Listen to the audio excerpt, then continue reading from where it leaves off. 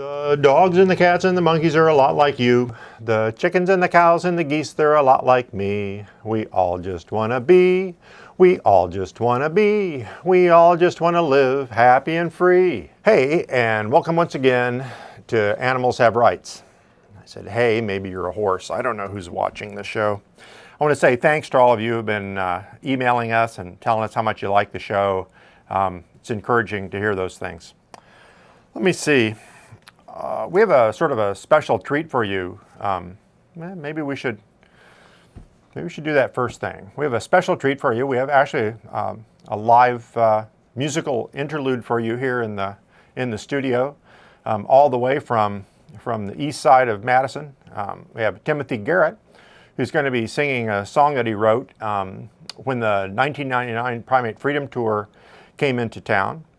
He was, when it was originally recorded, in fact, he was doing that with a friend named Zach Larson, who's actually now in New York. Zach was a student here at the University of Wisconsin, got his, I think, a master's degree, in fact, in religious studies with some sort of specialty in the study of Buddhism, and so now I think is working for Buddha House or the Tibet House, excuse me, in New York. So he's really gone forward. Anyway, Tim's song is called "Let 'Em Out of the Labs," and so let's take a listen. Tim, take it away. Okay, before I play the song, I just wanted to say a few words in regards to the relationships between animals and humans. And that is that the thing that I have realized in regards to most of the animals, when they suffer or when they die at the hands of the humans, whether they're on the dinner table or in the circus or in the zoo or else in the labs, and then when they suffer and are being killed, the thing is that it's mostly just so for the greed of humanity. It is not at all unlike slavery, where living beings were also being exploited and used without freedom while suffering to make money for the humans. And the way I see it is that we have one of two choices. We can either continue on a path of pain and suffering, which causes pain to the animals and to ourselves, or else we can start to think outside the box and become enlightened to help animals and ourselves and then take a more constructive path. Compassion does not mean just for the humans. It extends to all living beings.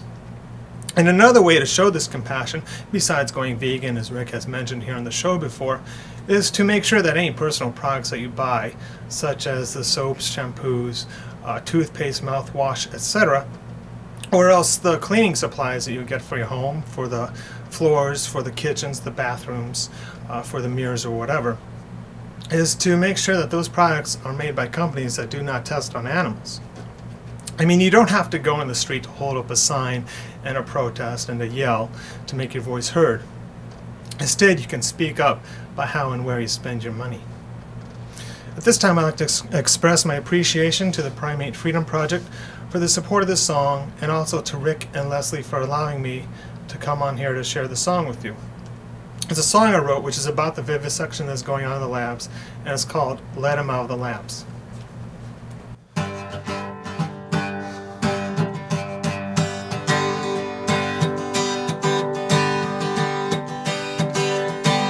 We're gonna fight, you got that right. We're not gonna go away. We're gonna stand and fight for animal rights. Behind closed doors, behind the walls, there's a laboratory with animals. And the scientist who's mad will tell you it's for humanity, but there is nothing humane to test and torture on sentient beings. We're gonna fight, you got that right. We're not gonna go away. We're gonna stay, fight for animal rights. In the cages they have cats, and they have rats, they have rabbits, monkeys, and dogs. And what I want to know, who You gave those evil scientists permission to think that they are God. We're gonna fight, you got that right. We're not gonna go away. We're gonna stay and fight for animal rights. Now there are alternatives to giving an animal a disease, and it's all being done just so that they can make money. Animals have a heart that beats and blood in their veins. They have a nervous system, so yes, they do feel the pain. And it's the same air that we all share and breathe. So open up all the cages. All the animals deserve to be free. We're gonna fight, you got that right. We're not gonna go away, oh no. We're gonna stay and fight for animal rights. We're gonna fight, you got that right. We're not gonna go away, oh no, we're never gonna go away. We're not gonna go away. We're gonna stay and fight for animal rights.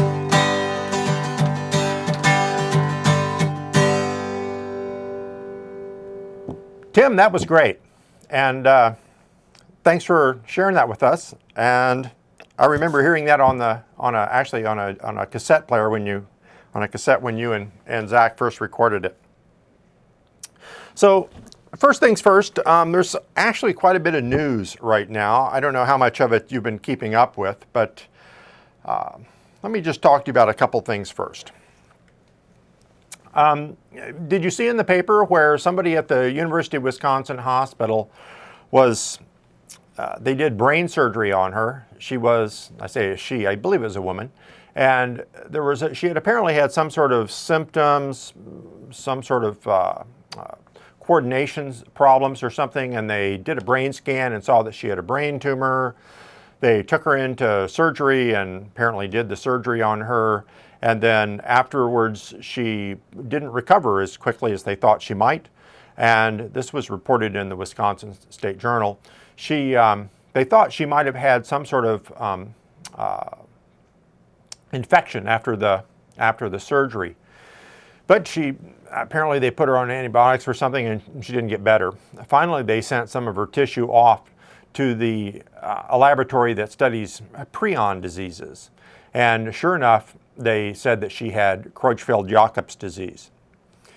And so the university then had to write letters to 50-something people who had also apparently brain surgery or some sort of surgery in the lab or in the surgical suite or with the instruments that they had used on the woman who they diagnosed with Creutzfeldt-Jakob's disease. Creutzfeldt-Jakob's disease is a hideous disease. They used to think that it used to be confused with Alzheimer's disease and other sorts of dementias. It's very rare, and the symptoms are that you start to shake, have uncontrollable body movement, you can't move very well. There was an interesting book that was written about a form of Creutzfeldt-Jakob's disease called Kuru. Kuru was discovered in New Guinea, and it actually led to the discovery of the cause of Creutzfeldt-Jakob's disease, which are prions. And anyway, the university now says that they don't feel like they were at any fault at all from the other 50-something people that were exposed to this disease. Interestingly, though, they said that they're just going to sterilize the instruments they used, but one of the people that they quoted in the paper from the University of California, San Francisco, said that whenever they do surgery on somebody with prion disease, they throw the instruments away. They destroy them. They have them incinerated or something. The problem with prions that cause Creutzfeldt-Jakob's disease is that they're essentially not alive. They're just pieces of protein. And so you can't kill them. And apparently no matter how much you autoclave them, boil them, scrub them, nothing, you can't clean them off. So the reason that that's sort of interesting is that you have to wonder where this person got their Creutzfeldt-Jakob's disease. And there's another prion disease that's fairly rampant here in Wisconsin, and it's the cause of chronic wasting disease in deer.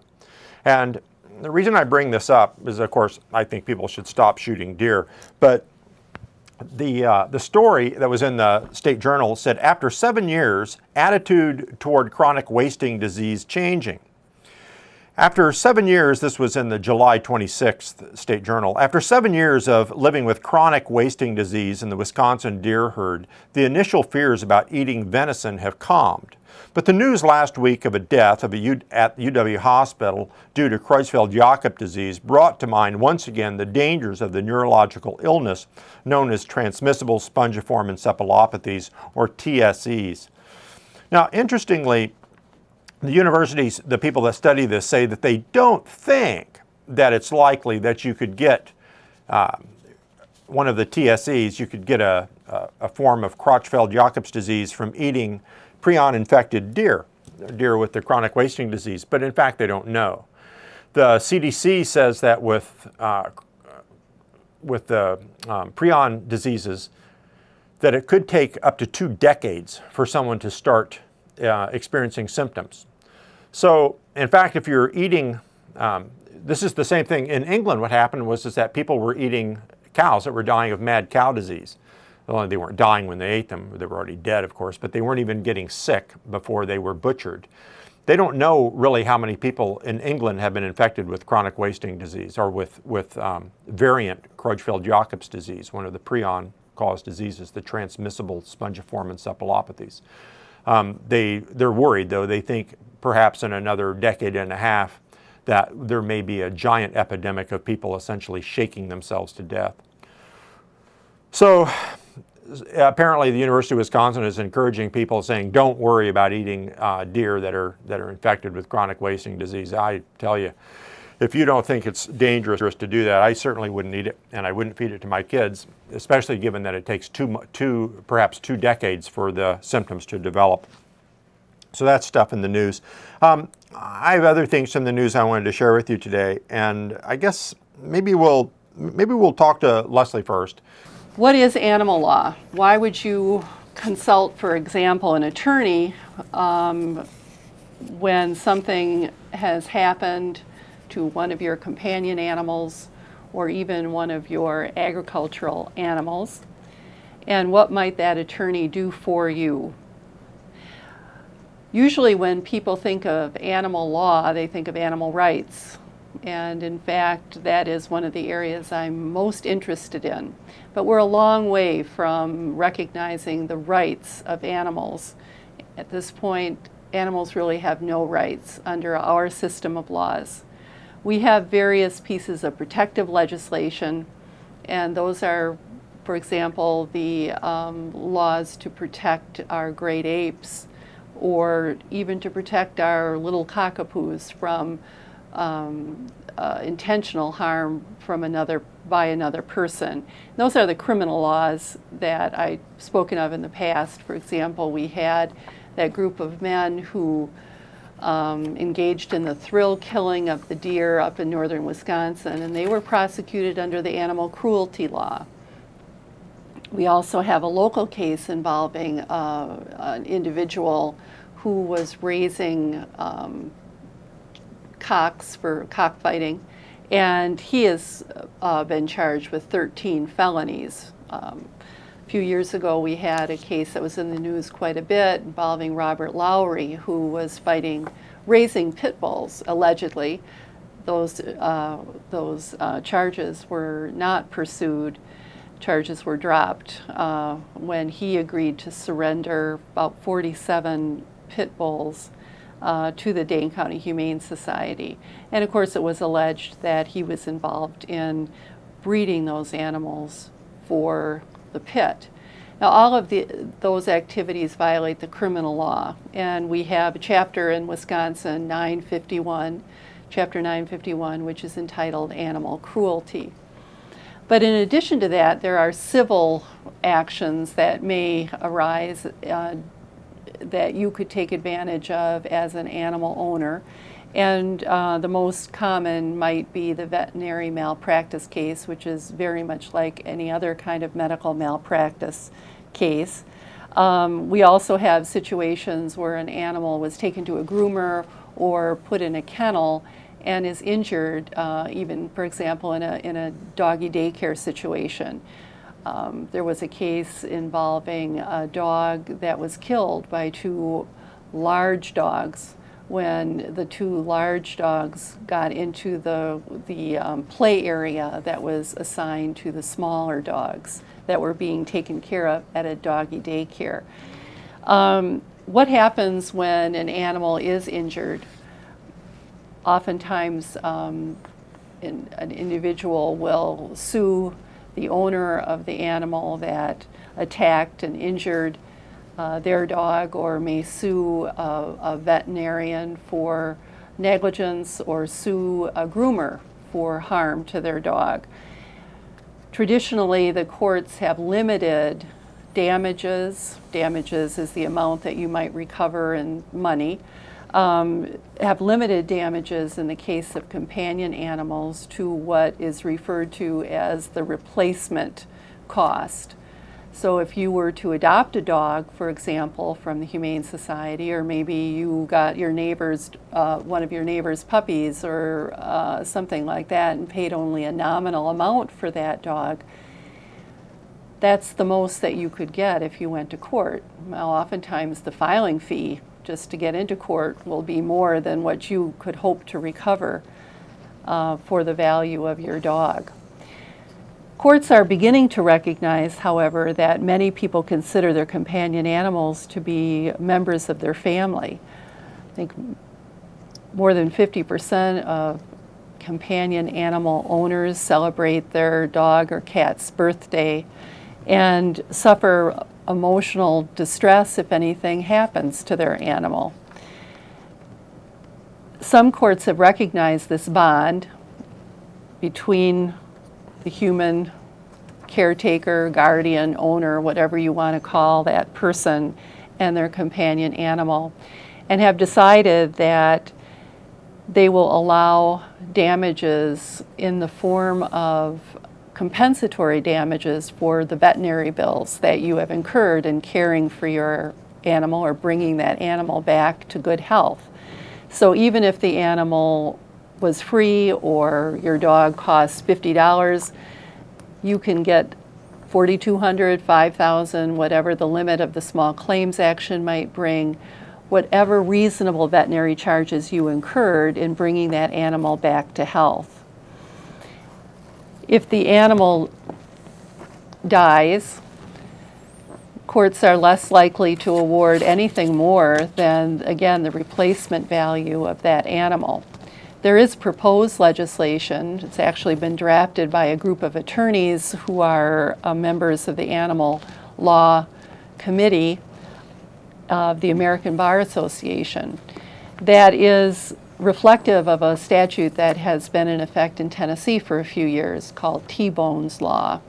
And T-Bone was the name of a dog of a legislator who was killed due to the negligence of a third party. And in Tennessee, as a result of that, an owner is able to recover up to $4,000 for the negligent or even intentional death of a companion animal due to the actions of a third party, non-family member.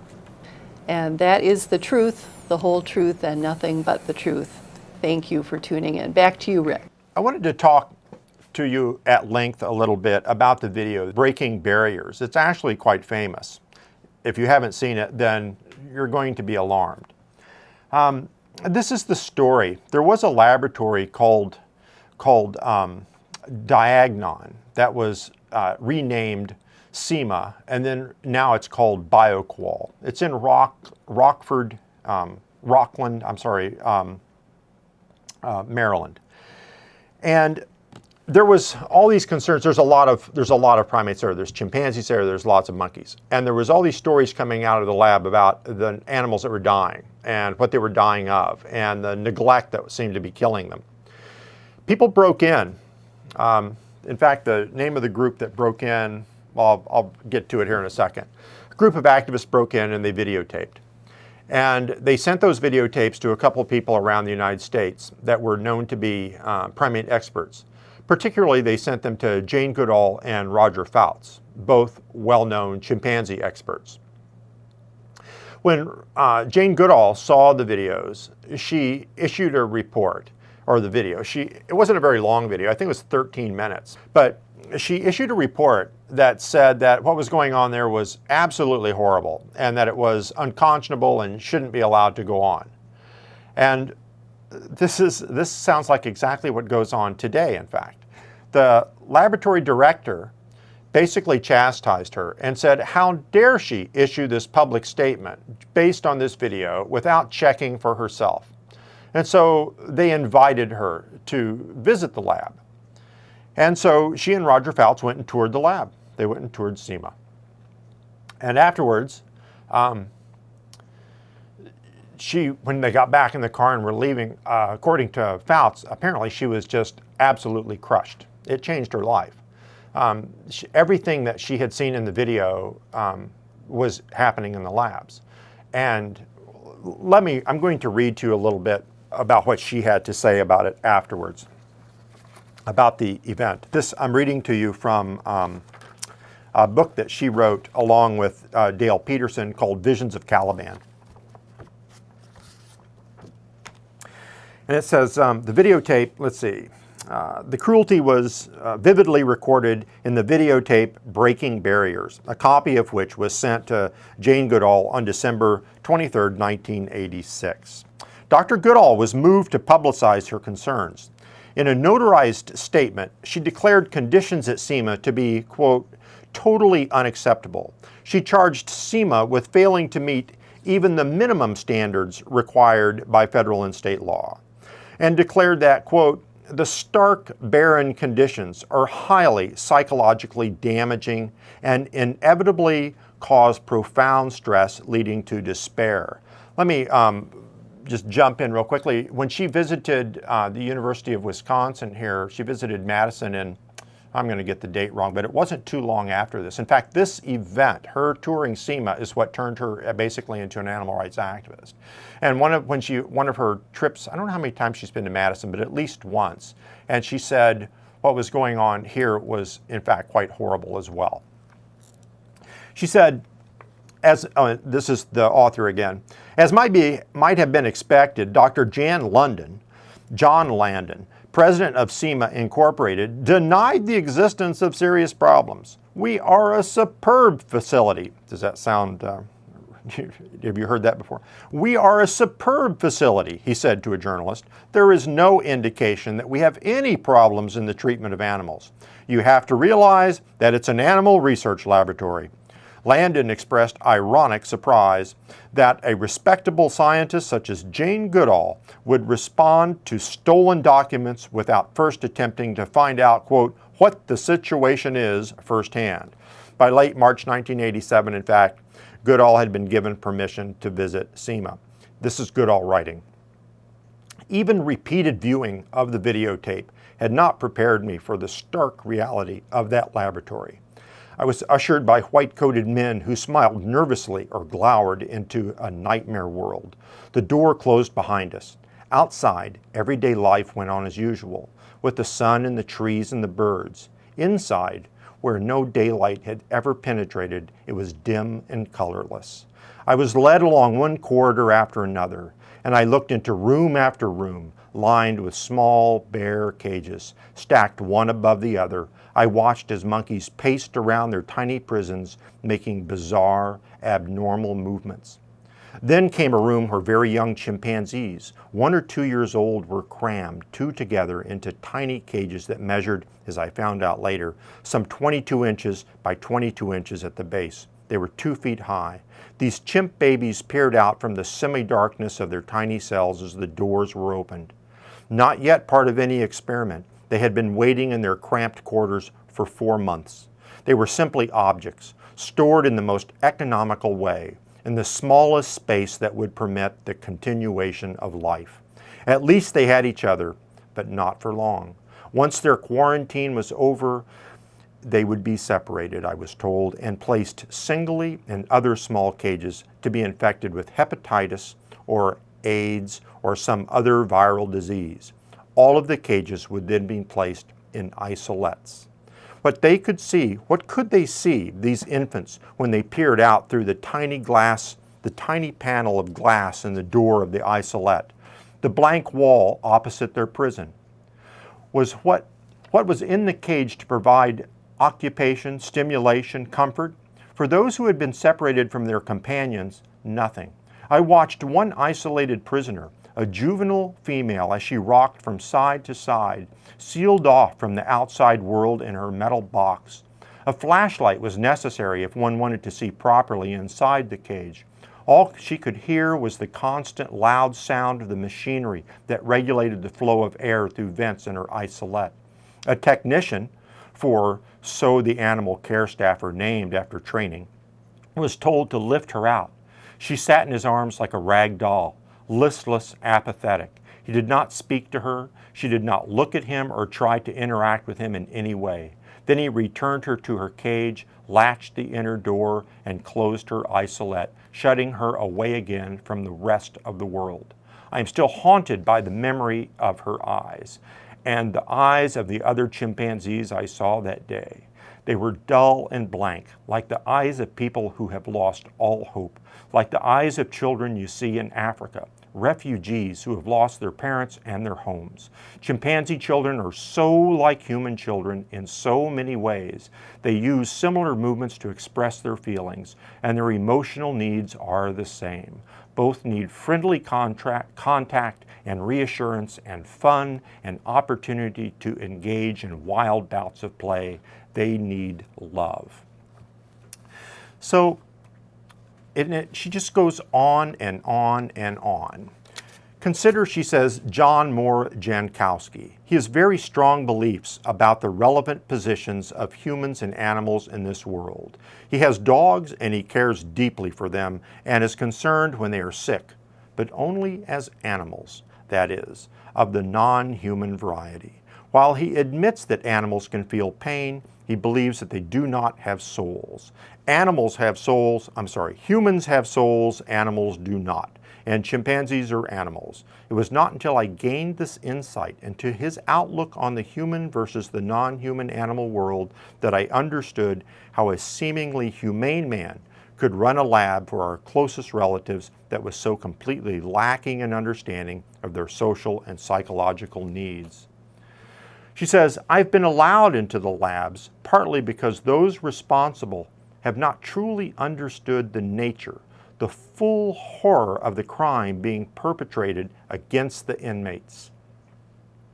But times are changing.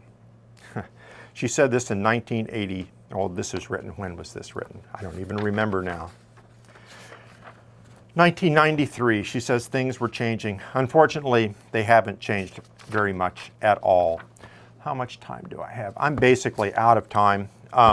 So it's breaking barriers, and it's interesting that, most interesting to me, that the people that thought that once they brought somebody in who was concerned, somebody knowledgeable like Jane Goodall, when she saw what was going on inside, that she would speak up and say everything is great, but in fact she said everything is just as I saw it on the video.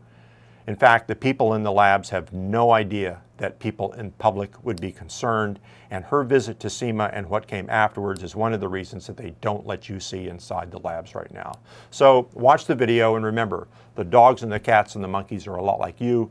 The chickens and the cows and the geese are a lot like me. We all just want to be. We all just want to be. We all just want to live happy and free. That's it. Thanks for viewing.